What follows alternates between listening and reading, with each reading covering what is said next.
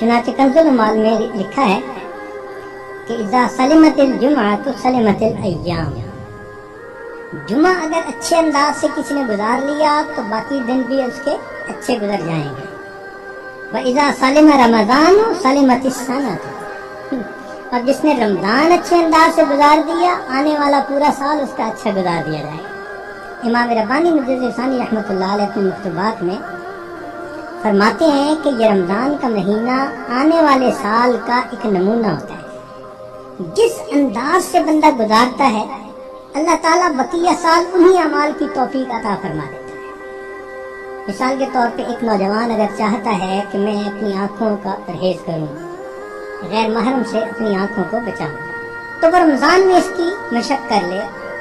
اگر پورا رمضان غیر محرم سے نظر بچا لی، بقیہ پورا سال اللہ اس کو توفیق عطا فرما دے گا۔ آپ پورا رمضان تہجد کی پابندی کر لیجئے، تلاوت کی، اعمال کی پابندی کر لیجئے، اور پھر دیکھیے بقیہ پورا سال وہ کام کس طرح آسان ہو جاتے ہیں، اللہ تعالیٰ توفیق دے دیتے ہیں اس بندے کو۔ اس لیے ہمارے اکابر رمضان کو بہت اہتمام کے ساتھ گزارتے تھے۔